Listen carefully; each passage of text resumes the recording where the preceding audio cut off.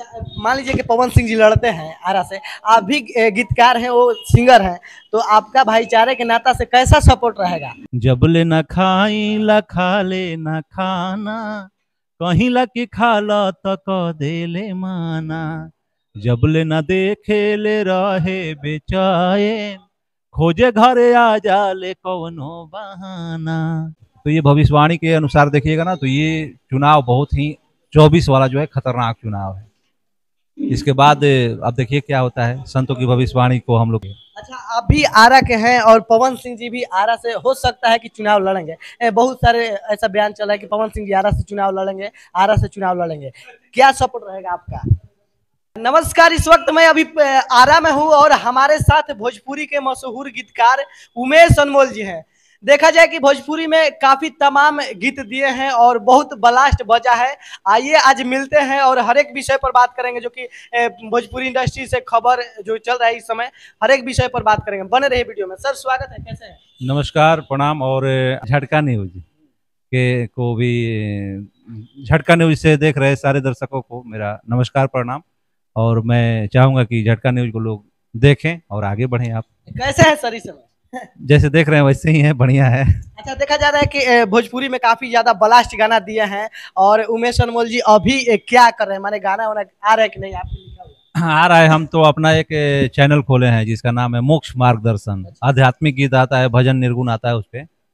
और चूंकि अब अनर्गल इच्छा ही नहीं कर रहा है लिखने का, जैसे चोली ढोनी चटना या जो भी पवन खेसारी भी, हाँ, नींबू भइल खरबूजा, चाहे जो भी, आज ये चल जिया पाँच के नाच के, ये सब गाना माने दिल एक्सेप्ट नहीं कर रहा है। क्योंकि जब हम हमारे बच्चे अब बड़े होंगे या समाज के लोग पूछेंगे कि आपने समाज के लिए क्या किया, तो हम उस समय क्या जवाब देंगे कि हमने यही किया है, कि हमने ढोड़ी वाला लिखा है गाना, हमने चोली वाला लिखा है, हमने नाचने की बात की है, हमने बहन बेटियों को हाफ कपड़ा पहना करके, शॉर्ट शॉर्ट कपड़ा पहना करके समाज में परोसा है। तो इस मद्दे से हम थोड़ा सा इस सब से थोड़ा सा अब हट रहे हैं और अध्यात्म की तरफ हमारा ज़्यादा रुचि है। अच्छा, आपके चैनल पर जो भी आ रहा है वो कैसा गीत आ रहा है और थोड़ा गा कर अपने मुंह पर सुनिए। अभी एक गाना रिलीज हुआ है, वो रिपाली राज जी हैं, तो गाई है कि कौड़ी कौड़ी जोड़ी जोड़ी कैला करोरी, एक दिन सब यही जे जैब तू छोड़ी, होई हिसाब होई हिसाब, आँख से पानी आई हो, ना ही सोना कम आई न चानी आई हो। मतलब ये जब हमारा शरीर छूटेगा तो हम जब जाएंगे धर्मराज के दरबार में, तो वहाँ पूछा जाएगा कि आपने क्या करके आया, तो वहाँ पे ये रुपया पैसा सोना चांदी धन दौलत काम नहीं करता है।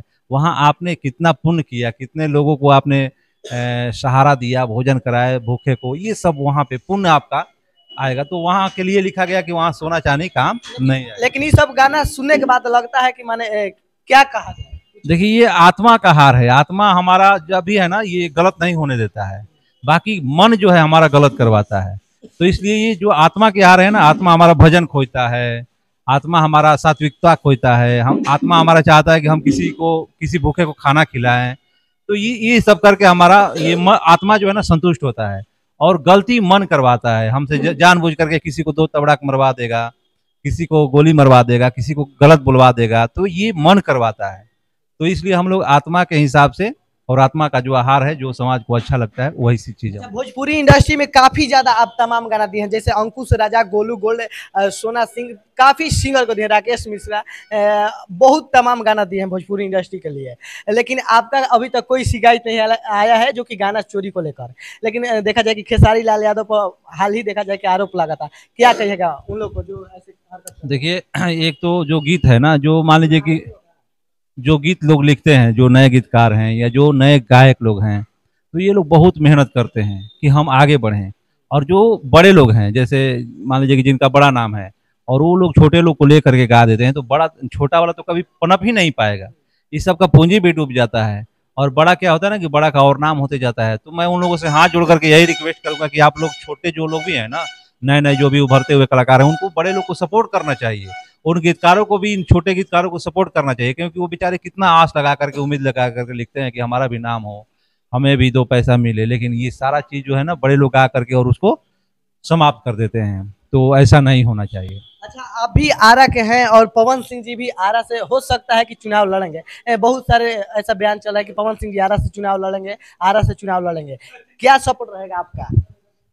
आरा से चुनाव लड़ते हैं तो अब देखा जाएगा उस समय क्या होगा।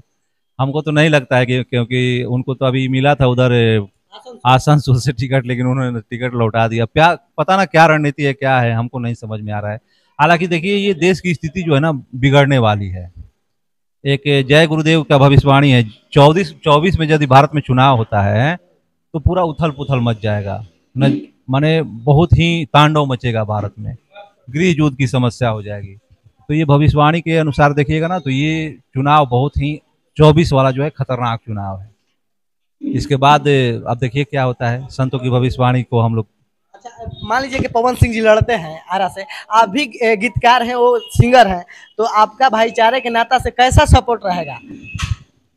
अब यदि लड़ते हैं तो देखा जाएगा। देखा जाएगा। हाँ हाँ, लड़ेंगे तो देखा जाएगा। काहे हम तो सुने थे कि आसनसोल से खेसारी भी लड़ने के मूड में थे, चुनाव लड़ने के मूड में था, लेकिन फिर देखे कि तुरंत उन्होंने टिकट अपना रिटर्न कर दिया, तो खेसारी जी भी शांत हो गए, क्योंकि हमें गुप्त सूचना मिली थी कि वहीं से वो भी नामांकन कराएंगे, और वो टीएमसी कोई, हाँ वहां से तेजस्वी से भी कुछ अंदरूनी बात हुई थी, हमें जहां तक खबर मिली थी। लेकिन फिर उन्होंने पाला बदल दिया, तो खेसारी जी भी अपना शांत रह गए। हमको लग रहा है कि जहाँ पवन सिंह आएंगे वहाँ खेसारी भी आ सकते हैं चुनाव के लिए, निर्दलीय ही आए क्यों ना, या राजद से आए या किसी पार्टी से, लेकिन उम्मीद है कि हो सके आ सकते हैं। किनको वोट दीजिएगा, मान लीजिए आते हैं तो? देखिए, हम तो संत हो गए हैं, हम तो किसी को वोट ही नहीं देंगे, क्योंकि कोई आपके वोट से जीतता है और जितना वो गलती करेगा उसका दोषी जो वोट देता है ना वो भी बनता है। जैसे कोई मुखिया बन गया तो मुखिया लूट रहा है, तो जितने लोग वोट दिए ना उस सब पर भी दोष लग रहा है। तो हम तो अब माने क्या बोलते हैं, हम वोट देना ही बंद कर चुके हैं। यानी आपके कहने का मुखों के द्वारा लग रहा है, कहने का मतलब से लग रहा है कि वो लोग पवन हो या खेसारी राजनीतिक क्षेत्र लायक नहीं है। हाँ, राजनीति से दूर रहना चाहिए, माने किसी को भी राजनीति में जाना ही नहीं चाहिए। राजनीति इतना गंदा है ना कि अपने भाई भाई को लोग मरवा देते हैं। ये राजनीति बहुत ही गंदा चीज है।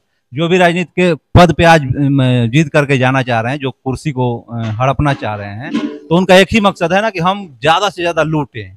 आज समाज को विकास के लिए कोई नहीं जाना चाह रहा है, कोई भी यही चाह रहा है ना कि हमें ज्यादा सुख मिले, ज्यादा से ज्यादा हम लूट करके रखें, हम कई पुश्तों के लिए लूट करके रख लें।